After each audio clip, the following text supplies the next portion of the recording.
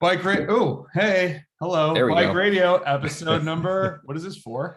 This is four. Number four. I'm getting confused with vlogs and bike radio and all these things. Welcome back, everybody. If you are new to the podcast, this is Josh and I cutting it up about cyclocross and road cycling for the most part. Maybe some gravel, maybe some mountain biking, maybe some track if we ever bring another guest on. Really different than what we usually do, where we're kind of just talking about things that we think about and talk about in training, just kind of shooting the poop. And that's what we're going to do right now. How you doing this morning? I'm doing all right, man.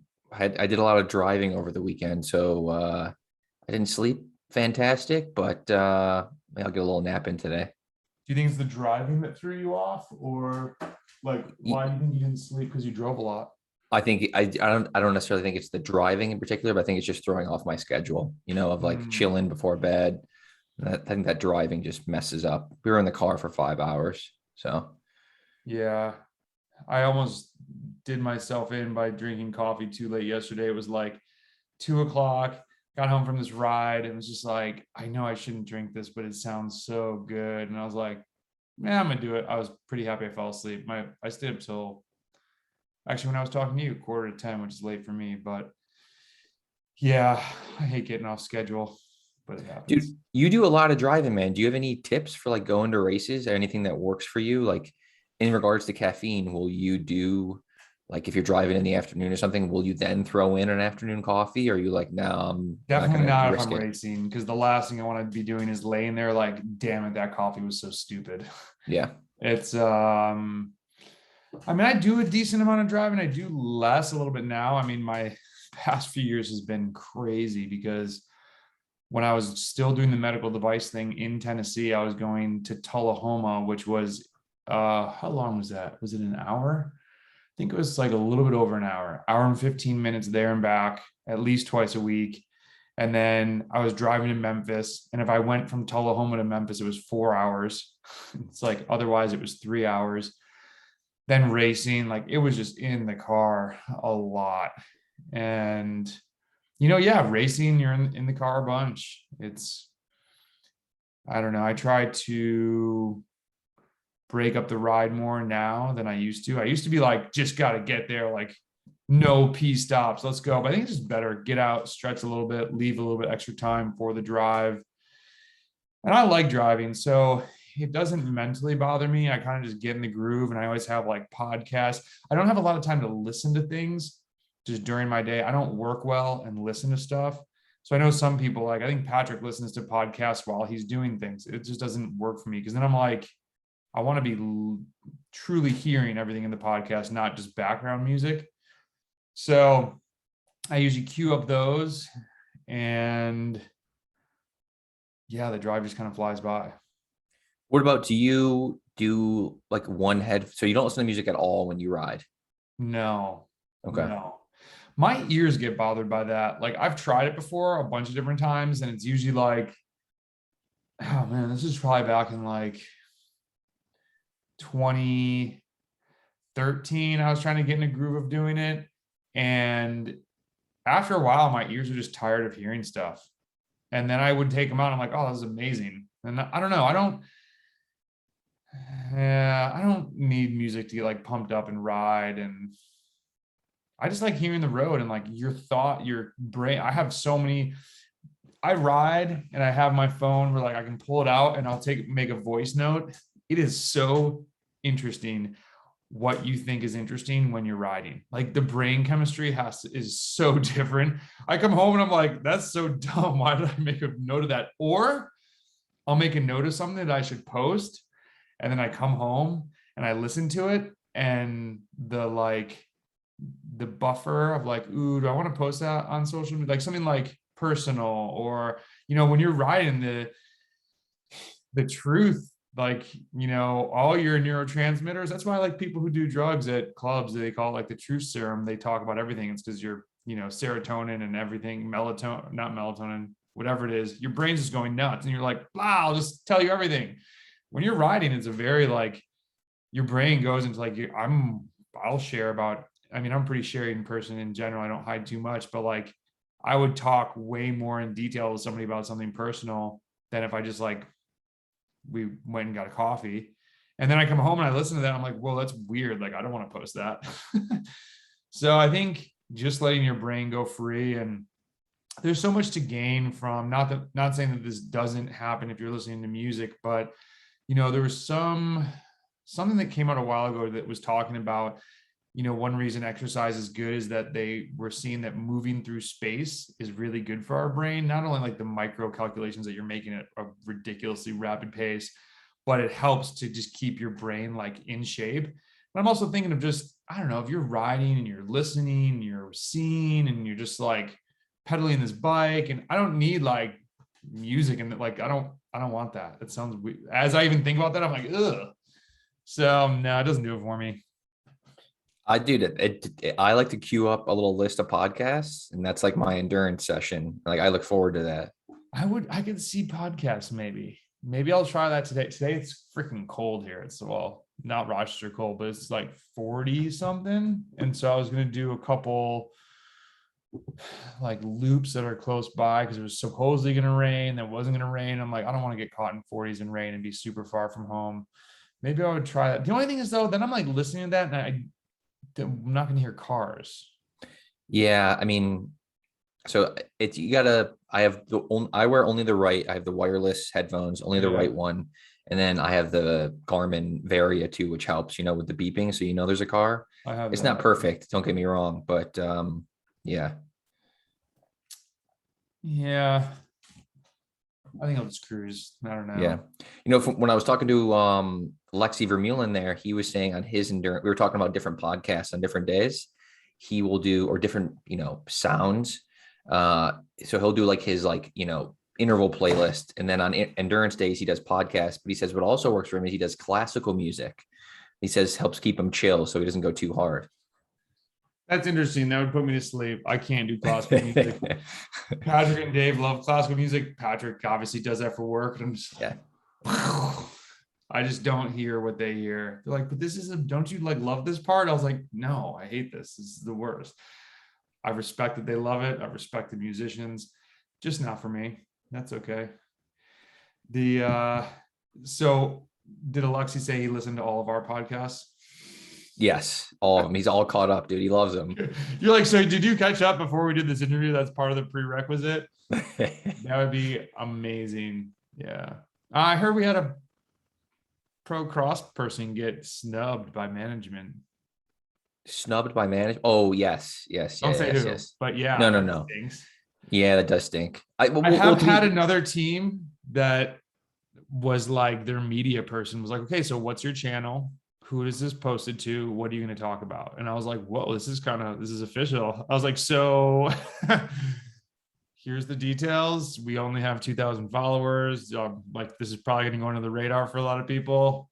By the way, if you guys are watching this right now or listening on YouTube, please subscribe. Half of you, more than half, watch this over and over and over again and will not hit subscribe. It would really help us out. It helps the algorithm tell the world that, hey, these guys are talking about bikes and we kind of like it. And if you're listening on iTunes, for the love of whoever you believe in, we have 55 reviews. We need more, please. It's a sad number. And I think we just passed 85,000 downloads, so that those two numbers don't match up well. So we'd appreciate the help. Plug. And yeah, so I don't know. Hopefully, did Jeremy Powers reply? No reply yet. I know you're listening to this episode. Please do this. You know what I was going to ask you? I actually woke up this morning. The first thing I thought of was a question for a cross. Oh, let's talk about your race. So Josh won a bike race this past weekend. I'm just going to take over here. So he won a bike race this weekend. His report was, okay, so it wasn't a huge race. It was actually really small, but I took it from the whole shot and never looked back, which I think was awesome because Dan Chabanoff once said, he posted a podium picture. He said, local glory is still glory. Like getting the wins, even in small races, matter. And it's good to show up and win. But I think it also shows that you really are where we think you are of trying to get that next level. Like super small local stuff, you're going to do well. Like it's trying to make that leap. is that a question you ask some of these guys? Like, how did they feel when they went from like the Cat 1 local race to the bigger races where now they're not on the front row, they can't get on the front row? What do people usually talk like? Have you asked somebody that?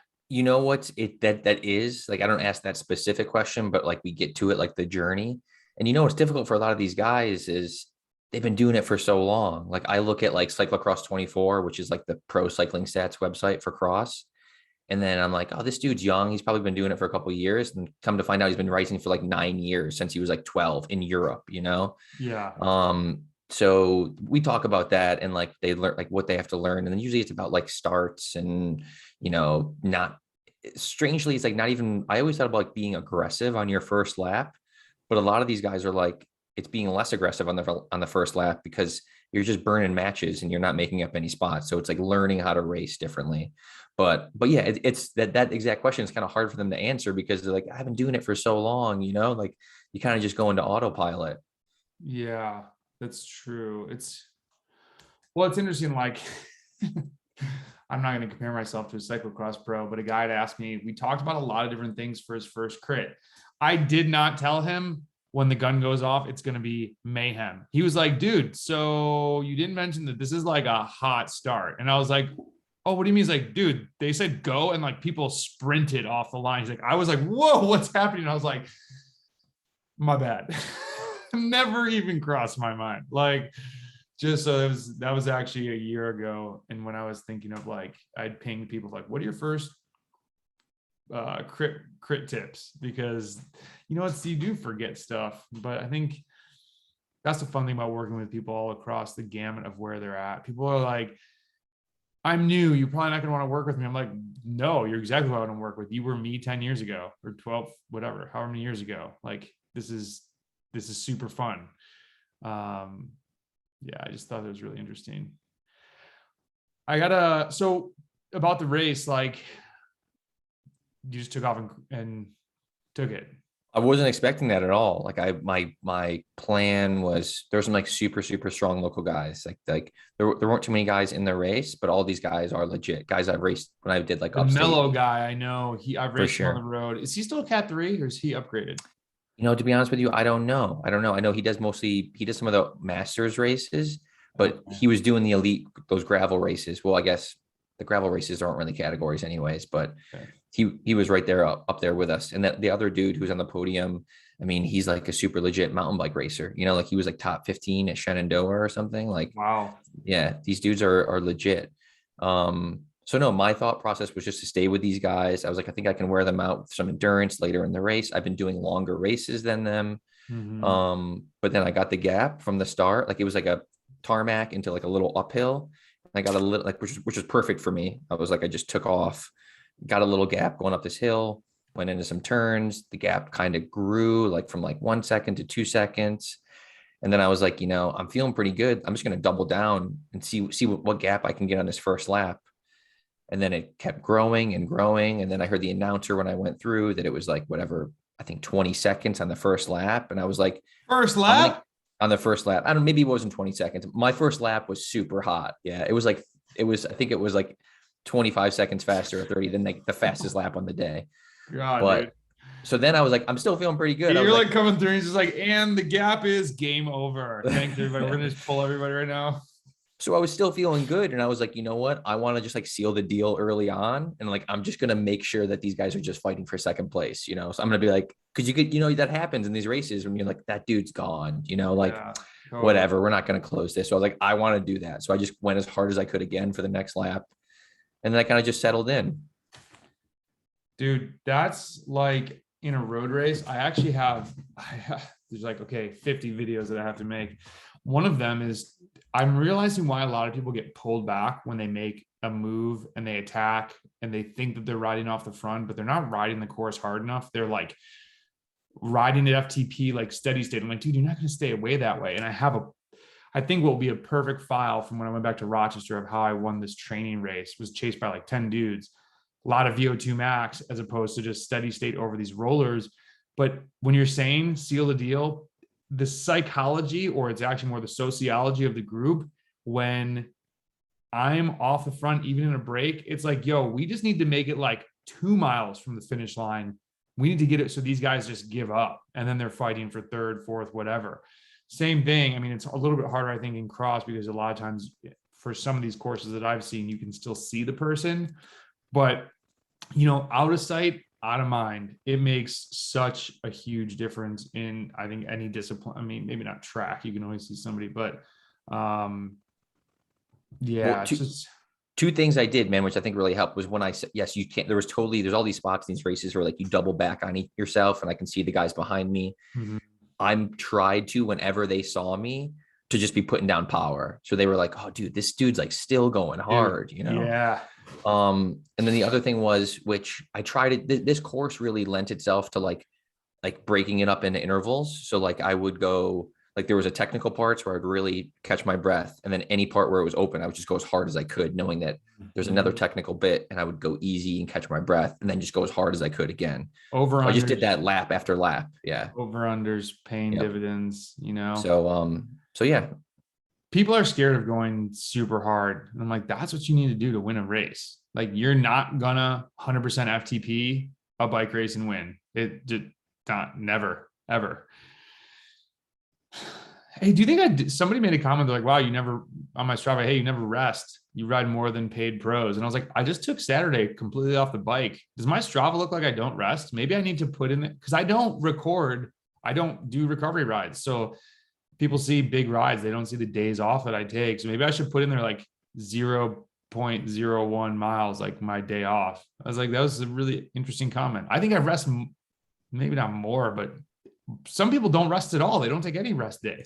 Yeah, but they're probably thinking like, I think what people do is they look at like your hours for the week and they're like, what do you average in, like 20 hours, 18 hours, something like that? Yeah, maybe 18. So they're probably like, oh, well, he's doing this over 7 days, They're not realizing that you're doing back-to-back 4-hour days or a 5-hour day, and they don't understand that there's 2 chill days or off days in there. Yeah. I think it's hard to break that down because even if you look at the Strava feed, it's like, okay, you'd have to go like, oh, he rode on he didn't ride on Monday, then he rode on Tuesday and Wednesday, and he didn't ride on Thursday. But no, I get what you're saying. And actually, on the thread of Strava, I had made the post about like KOMs just make me tired. Just been having fun the past couple of weeks, pretty like loosey goosey with the training. And somebody had a good question, like, wait, so why do you think that going for KOMs doesn't make you faster? And I was like, okay, so I think you get faster. One-off efforts, I don't think make you faster. Like, what did that change in your physiology? I think the thing that can not trick us, but mislead us is you go and do a climb. It takes you 7 minutes. You go back. The next time you ride it, you now know like, oh, there was that little steep part. I need to go faster over that. And then I need to recover a little bit. You learn how to ride the KOM better. I don't think a one-off effort is making you any faster. I think, it's almost similar to like getting obsessed with the watts per kg chart. That's one effort values. And the values are super skewed. Like people that they're like, I need to be a better sprinter. My 5-second power says I'm a cat 3. I'm like, dude, it's massive. When you're a big person, I think my watts per kg in there is cat 3 because I'd have to have a ridiculous number of watts, like 2000 to be labeled as like a cat 1. I'm clearly one cat 1 sprints and it's not, I guess it depends. In a group sprint, I'm not going to win. If it's a short, I don't know. This even makes me like Pmax. It's such a useless metric. Like a theoretical 2 revolutions of the crank doesn't show anything of your finish in a bike race. So I don't know. For KOM hunting, I think it doesn't make you faster unless you were linking KOMs up. So that you went one to the next, it's not even like a bike race though, because you're not going full blast in a bike race. Like you want to be going as easy as possible to still get over the climb. So you have something for the finish. Like I think you could use KOMs linked up to be like, okay, I'm going to go do these 3 KOM efforts. So I go super hard. And my last one at hour 3.5 is like the finishing move. Sure. Race sim, like super good. But even that, it is raining. People could challenge that. Like, are you changing your physiology? I think you're mentally getting stronger. I think you're mentally tapping into going harder, but like it's not as dialed as a specific workout where you're like stressing your body long enough in the right way to change yourself. You know what I mean? And I didn't type all that out, but I was just like, I was curious what he thought. He never replied back. But that's kind of my thought process. Like, what do you think when, and I think also because of KOMs, you dig so deep on the well that the lingering fatigue over like 6 to 8 weeks is the biggest issue. Like I was so tired 5 days ago. Like just I went out for a ride and I was like, I've just been riding a ton because I have a week off coming up off the bike. I'm going out to Denver. And so I had 2 really good sleeps and I came back strong. I wasn't even sure how I'd feel. I told this guy that I was riding with, I'm like, yo, dude, I was pretty wasted the other day.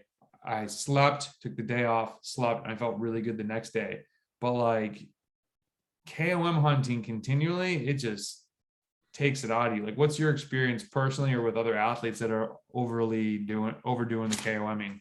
Well, dude, I don't know anybody doing, when you say 6 to 8 weeks, that's like been your block, right? This has been like your end of season, like KOM block. Pretty much. Like it actually started, it seems longer. It was going into that North Carolina road race. Like this is actually a whole other thread of Tom kind of has me do some random maximal hill effort rides as part of training. So not even KOM, just like, hey, go crush 5 minutes, go crush a 3-minute, whatever. Similar to, it's almost like unstructured VO2 max stuff. And as I was driving up to Rochester, I was in Ohio and I only had the North Carolina road race. So I was in a new place. So I'm like, ooh, look at all these fresh KOMs. I'm going to go for a bunch of them. Went for like 10 of them. And then got to Rochester, went for a few, went super long in Vermont, came back, was riding gravel here, went for some more KOMs. And I kind of was just like, still crushing it, like for me. And so I was like, this is kind of fun. He's like, well, you know, you're getting to the point where I kind of want it to be unstructured. Like, don't think about training, just ride how you feel. And so I was like, maybe I'm just going to ride like super hard some days and find new routes, and went out there and like, I would ride a KOM. I'd do an endurance day. Then I'd be like, all right, I'm going to go back and try and crush that and go back and ride some KOMs. And I think it was like fun. I haven't gotten faster from it, I don't think. I mean, and maybe I'm wrong. I don't know, but I just think it's also hard to monitor. It's like hard to track that progress, but definitely made me really tired. I can vouch for that. It made me more exhausted than I had been all season long. And that was the big, like, it crept up in a way that I was like kind of tired. Then I was like sort of tired. And then I was like, I'm really tired. But hold on, let's break that down. So if you're really, aren't you also like, if you're looking at a 7-day week, let's say you got 2 rest days on there. So you got 5 workouts, 5 rides rather. Okay. Are you doing right now like 5 KOM hunts, or is it 4, or is it 2 days, like a typical like interval? Like usually we prescribe like 2 interval days in a week. Yeah. Are those KOMs, or are you doing more, like, are you doing more hard days in a week than typical? So I would say more hard days than typical. And part of that was me being like, all right, this is my last one. Here we go. And then I wake up the next day, I'm like, I feel kind of good. Dude, Lactigo also is ridiculous. I just like bathed in that. I was floored at this 2.5-minute one I did. Dude, I don't even know what the watts were. I typed it in the thing because it was a season PR. So there's this climb here, Matt. There's all these little gaps. There's one gap. Will Harden had it from Project Echelon. He got it like 3 months ago. And I rode with him and I was like, yo, dude, that mass gap time, huh? He's like, yeah, please don't beat that, because that was extremely hard. And I was like, I've got my eye on it, but you had to be in go mode. So I went on that ride. I did 2 minutes 36 at 620. And it is steep. It's like, let me see if I can get the profile here. But we rolled up to it. And even the guy I was with, he's like, yo, this is a pretty stout time. It's 0.78 miles. You climb 230 feet. I can't see on Strava, on the mobile, what the climb percentage is. But I mean, you're out of the saddle. So I started super hard. And then like I sat down and was still just like, you know, when you feel like your tire like tearing up the pavement, I was like, oh dude, Will, I'm crushing this time right now. Got out of the saddle again. And this is my plug for lifting with your arms. People that don't want to lift with their arms, I'm like, you must not want to get KOMs, because I was just cranking on the bike. I thought I heard a car behind me, which I like glanced back and I was like, no car. And I was like, it comes up, and I knew, I mean, I ride over this thing all the time. So I could like picture almost every pedal stroke and like, when should I empty the tank? And stood up once more and was like, there was no burn feeling. It was, and I was kind of like blown away with it. I did double coat of lactigo though, and I did full body because I knew I was going for this effort.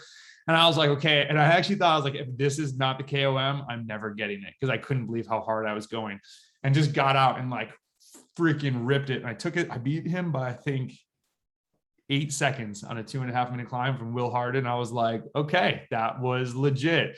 I cannot wait to see the watts when I get home. And I was like, holy crap. So that was the first effort. And so yeah, we'll use that one. Like even though I set a PR, I think all my PRs from this year are from massive volume and becoming more aerobic. There's no replacement for volume. There's no like sweet spot. That's not going to turn me into that. And I don't do a ton of really hard efforts. I do some maximal stuff. I should almost just share my calendar right here. Well, I want to ask you two things real quick. I wanted to go back to, with you being, in regards to being tired from KOMs, do you think that's from going harder, like going deeper in your sessions? Or what I think the answer is you're just doing more hard sessions, like we talked about. Sessions, yeah. And then also with you riding, are your hours more this year than previous years?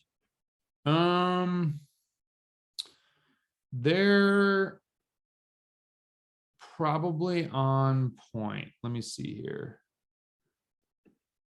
Let's open WKO here.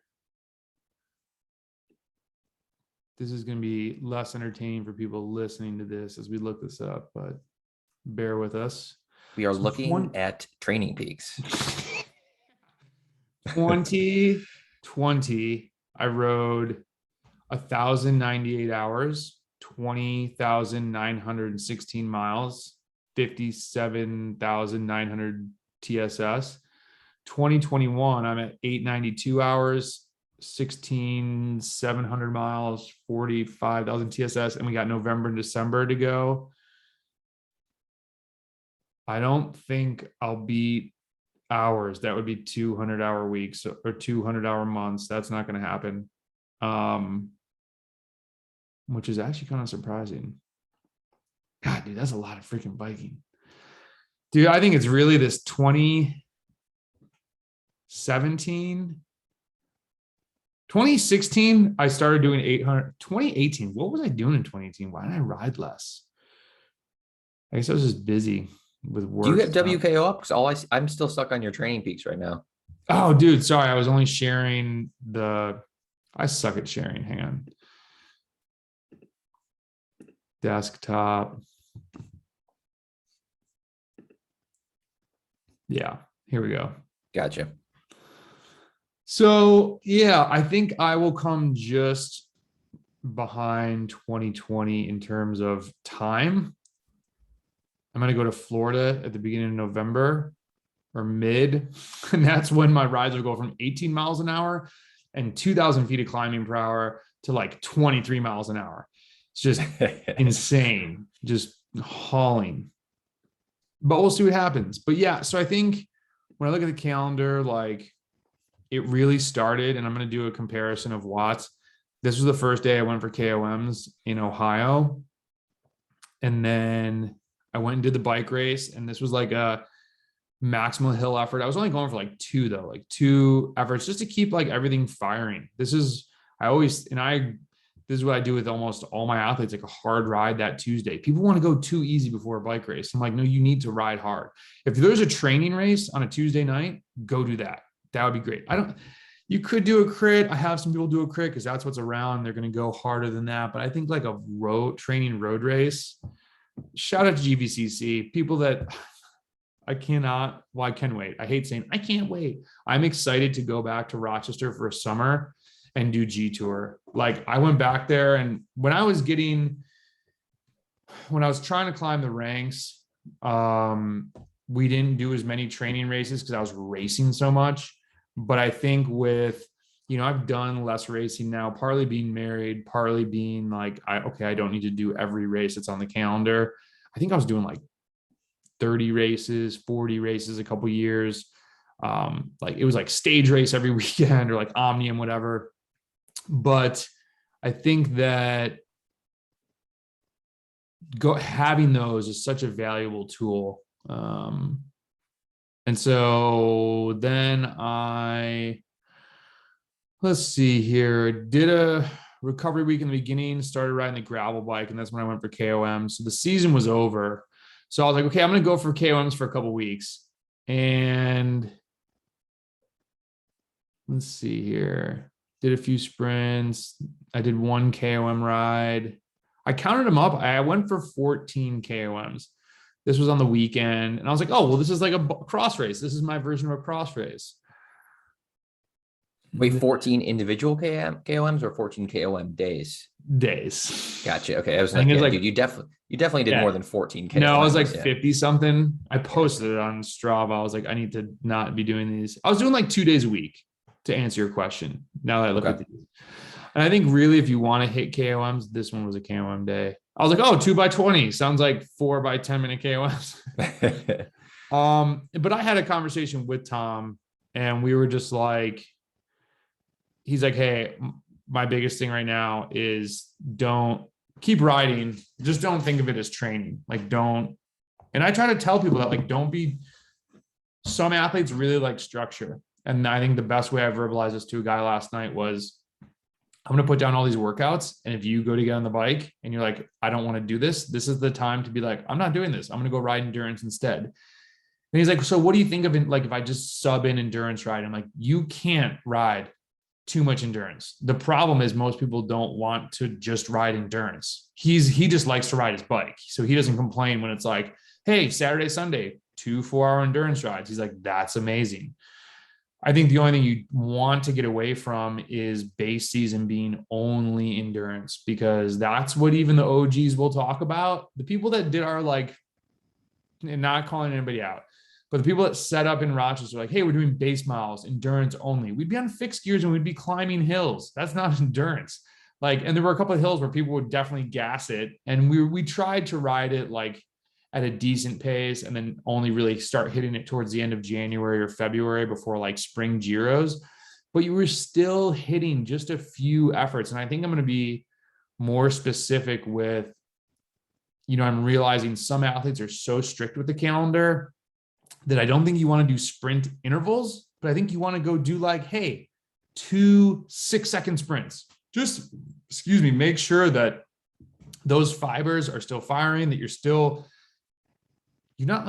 just maintaining. You're not trying to make gains. You're just keeping things rolling, because, and I don't know where the study is if somebody asked me this, but like from what I've gathered from reading different articles and stuff, when you stop completely training and you go only aerobic, when you do have those over threshold sessions, you're going to create way more fatigue and metabolites that your body's not used to dealing with than if you just do them every once in a while. Like even ultra endurance guys, like we had Lee Davis on the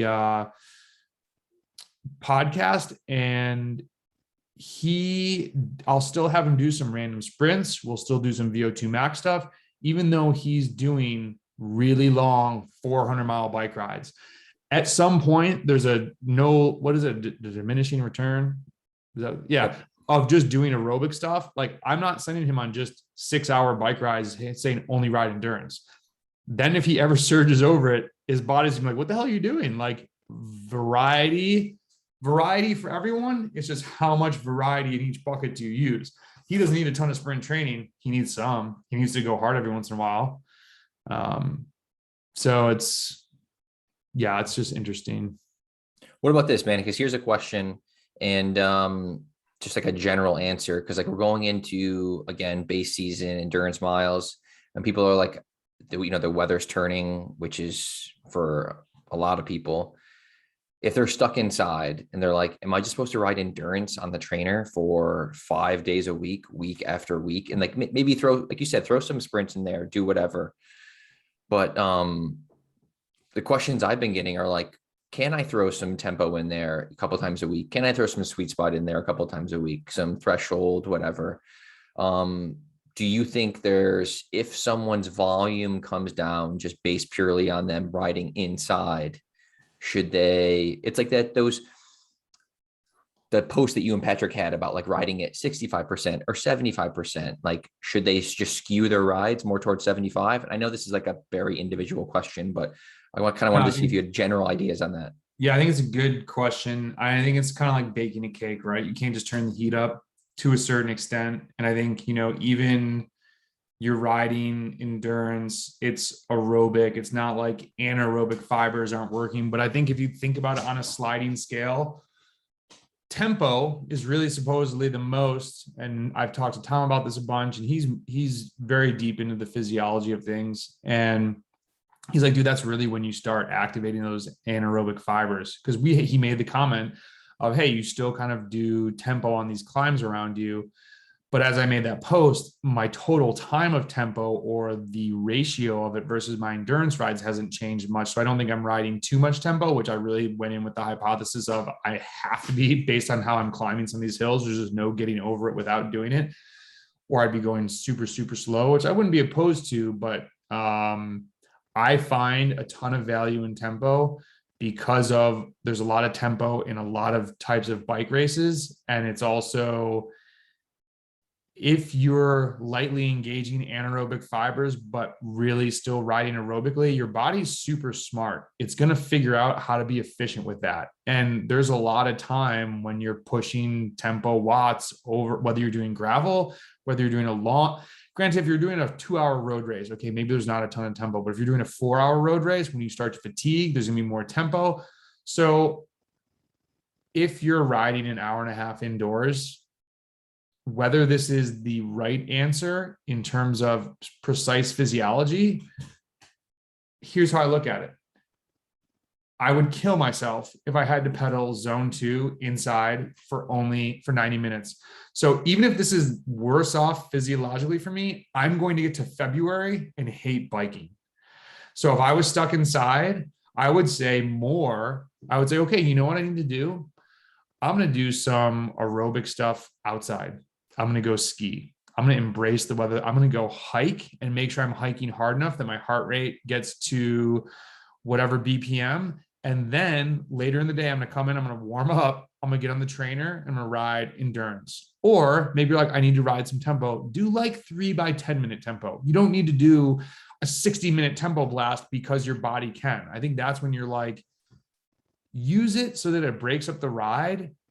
And I wouldn't personally ride a trainer more than 90 minutes. I never rode. There was a winter where I was doing some like if the weekend, this was probably 2013 also, I had done like some 3-4, I think I did a 5-hour roller ride just because I was like, I need to get the miles in. Like, people are going to kill me in the spring. It sucks though. It's horrible. Like, I didn't like driving to ski. Wasn't into hiking yet. So can you? Yes, but I would use it sparingly. Like, you still want to try to ride endurance as much as possible. But if you're going to hate it, then it's not, this has to be fun also. I would not ride sweet spot because I think it's just way too hard. I think sweet spot, it's good if sweet spot doesn't feel super hard. It means that you can ride hard. But again, what is that doing? You're creating way more fatigue and metabolites than tempo would. You're definitely focused on pushing if you're riding like 90, I'm going to call it like 93%. People are like, oh, well, sweet spot's really 88%. It's like, okay, now there's so many definitions of like the exact percentage. That's really more tempo. Like, let's call it what it is. Low threshold. If you're riding low threshold, you're focused, you're putting out effort. I don't know. I don't really think that's making you much faster. I think you're riding well above and again, this is very individualized. You're riding above what you're going to maximally clear lactate at. So you're not really improving that. You're kind of producing lactate, but not as much as you rode threshold. Like, if someone wants to do sweet spot, I'd be like, dude, just do threshold. Like, because even threshold is just more lactate tolerance than sweet spot is. Sweet spot is truly, to me, the dead man zone of not accomplishing much. I know people love it because it feels like you worked out. You should feel like you worked out. Go do a VO2 max set. Like a lot of people are like, well, I'm just not ready for that. I'm like, then that means you're tired. Literally, sweet spot is the cop out. I kind of want to work out, but I don't want to go hard. Okay, It's why don't you want to go hard? CTL booster, man. What's that? It's the CTL booster. Oh, God. That's like, yeah, I just wanted to throw up there. So, and I don't know. I think people are just confused with that. Like, this is not, you know who's doing sweet spot? Richard Simmons. He's like, yo, let's get a body pump. Let's do sweet spot. That's who I picture when people are like, I love sweet spot. Some of these freaking calendars that have like 16 weeks of sweet spot. How are you doing this, man? How are you like, oh, like, well, I hate it, but I want to get faster. I'm like, God. Well, I think, dude, going back to riding inside, like you said, and diversifying and doing some hiking, doing some other things, I think going into this season for a lot of people, it's looking long term. I think some people want to blast it on that first week or the first couple of weeks or maybe that first month, but it's just like going into the gym, right? Like you're not going to start hitting max out your squats on your first week. You got to ease yourself into it and like think long term. Like, am I still going to be enjoying sitting on the trainer 3 months from now? Exactly. So start off slower and work your way into it. You got to be patient, and you got to, like it's if you live somewhere where riding is not possible, it sucks and you want to ride. I mean, you can consider a fat bike, but then you might have to drive to where they have like trails that you can ride. I bought a mountain bike because I thought it would help in the snow. It's just like in Rochester, once it snows, there's 80 feet of snow and you just can't ride anywhere. And I was like, oh, now I have this mountain bike and I didn't spend enough money to make it like a really nice mountain bike. So I'm never going to want to ride it. That was a waste of, I don't know. I'm trying to think how much I spent on a mountain bike. Wasn't worth it. Sold it. And yeah, I think the key is varying up the activity.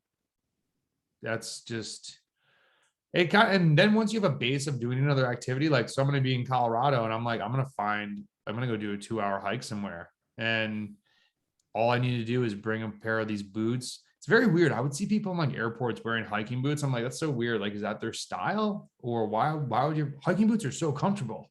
Have you ever like really rocked?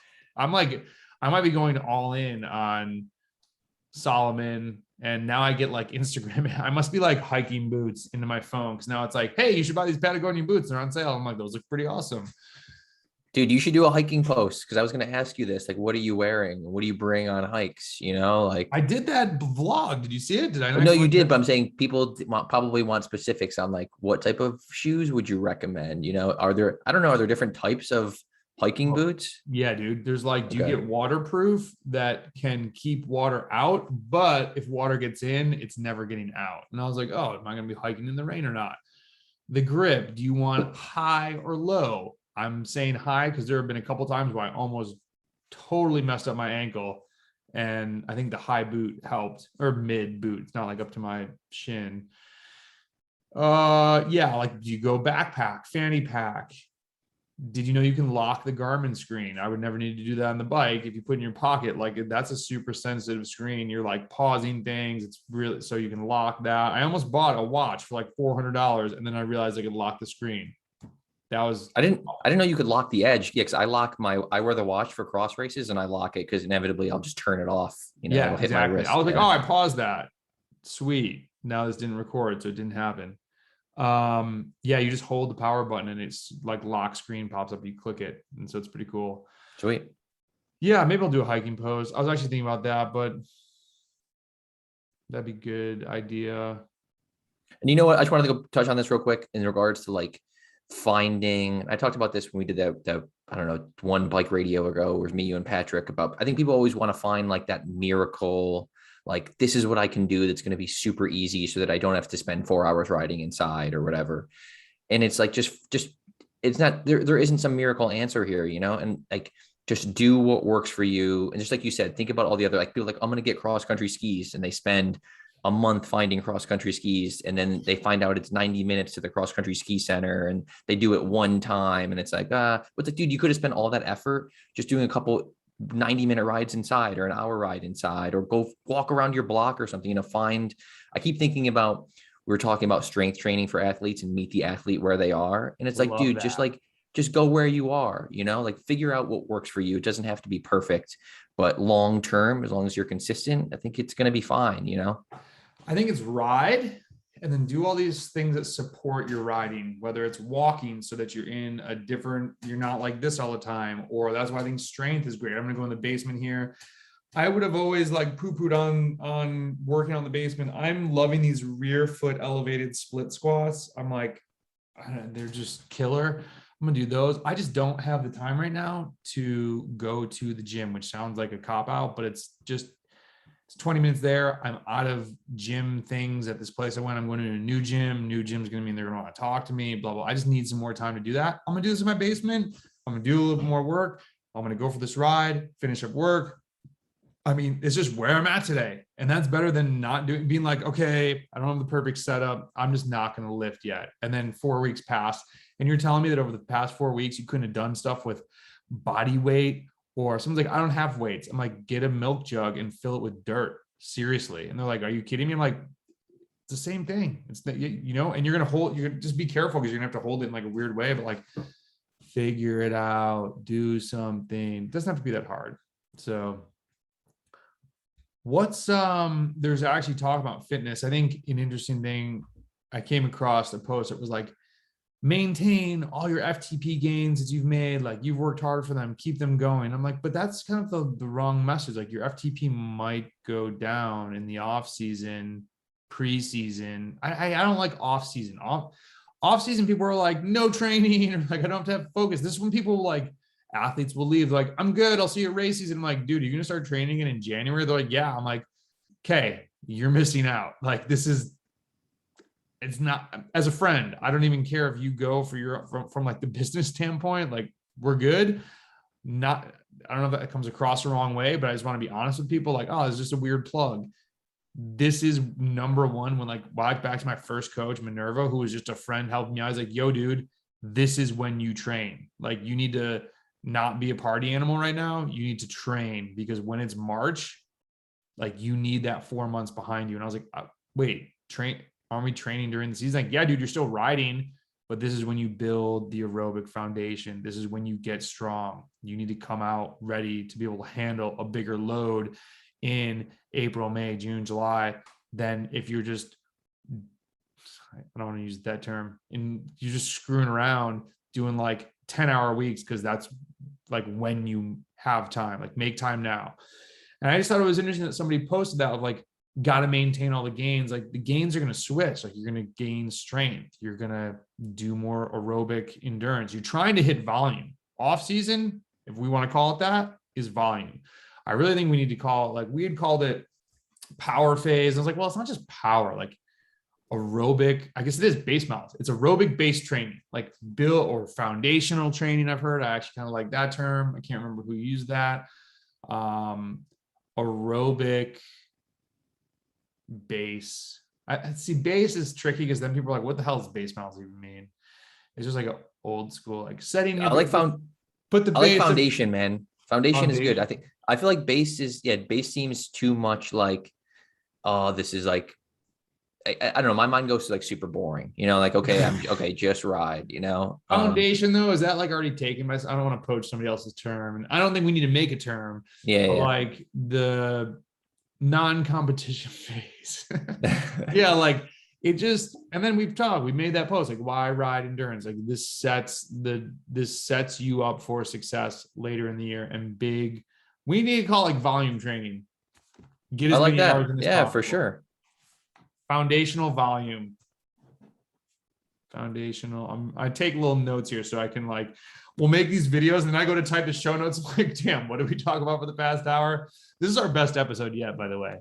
Dude, that's super smart. I've seen you with the notes, because what I'll do is I'll go back and I'll move the cursor. Like I'll go every 15-minute increments. I'm like, what are we talking about? Okay, no. What are we talking about? Okay, no. Yeah.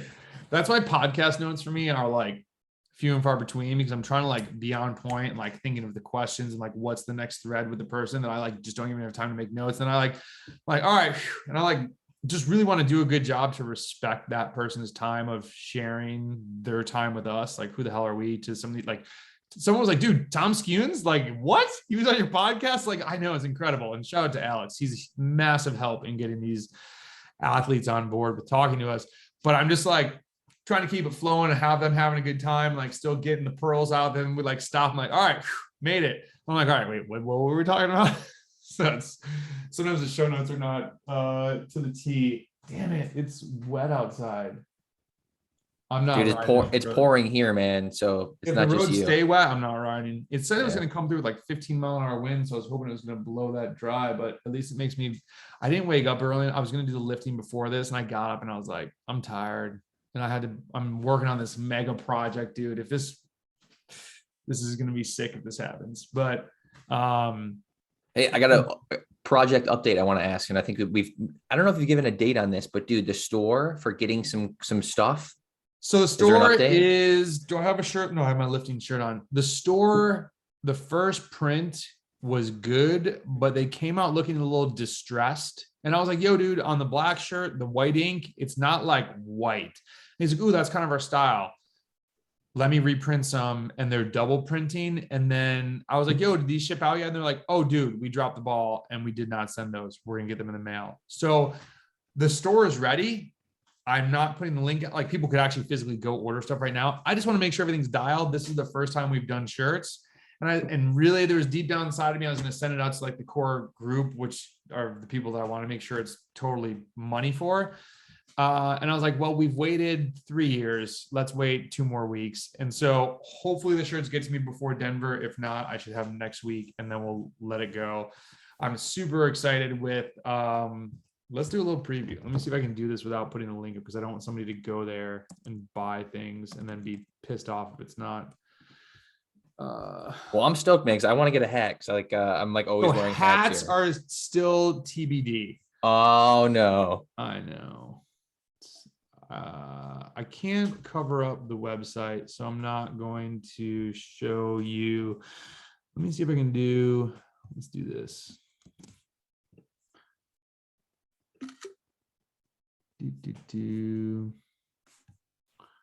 I gotta bounce here in a few minutes. Okay. Yeah, I gotta call it 8. But you know what else, dude? You know what else I wanted to talk about, dude, was dude, I follow Tom, your coach, on Instagram. Yes. Dude, he destroys hill climbs, man. That's his thing. That's what he's doing now. He's like every weekend, I feel like I got the win and got the course record. I'm like, dude, this dude is crushing it. Dude, his VO2 max is like 83 or 87 or some ridiculous number. And so I was like, so wait, why aren't you winning? He's like, so that's the funny thing. Why am I not winning like world tour races? There's obviously more than just VO2 max. He thinks it's a lactate clearance issue. That's why dude, he made a comment to me. This will be my humble brag, which I hope I never do. I really, that's one thing I hesitate with putting out all this content.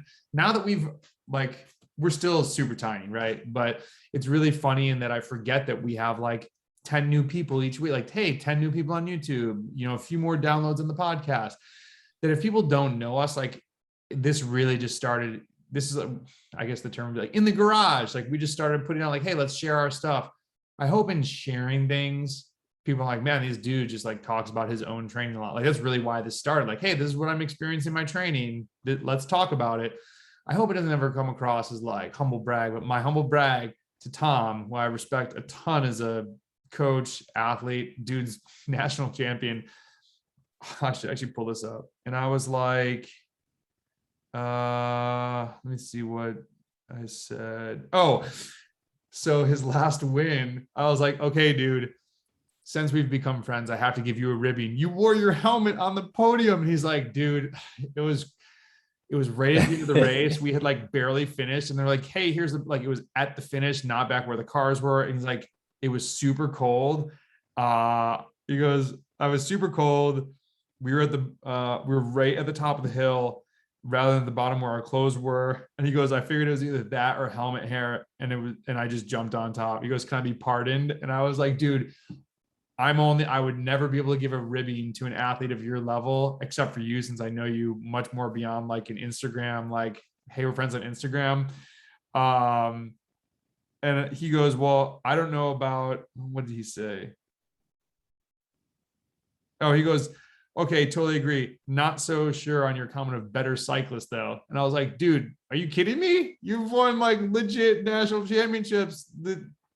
Yeah. And so I was super like, it made me blush. I was like, man, even to my coach, I'm like, man, he thinks I'm pretty good to even say that. Yes. So it was really a good, like, motivational boost to get from Tom. So Tom, thank you for that wonderful compliment. It made me feel really good. So yeah, go do your thing, go to your call. I have to pee so bad too, coffee, and we will talk to everybody soon. I was trying to think, I made a CBD post and I've already had 2 emails that came in. They're like, okay, man, I've been following you and I thought that stuff was BS. And it was pretty funny. You just posted about this. I've been taking those pain capsules and I still don't want to believe it. And I'm like, listen to the podcast. That's exactly what me and the owner of the company said. Like, I don't want to believe that this is CBD. We'll talk about that later on the next one. And I've got a vlog coming out and that's it. Sweet. I got some interviews coming this week too. So some cross dudes. So awesome. I'll post this today and we'll shimmy the schedule around. Love it. Bye.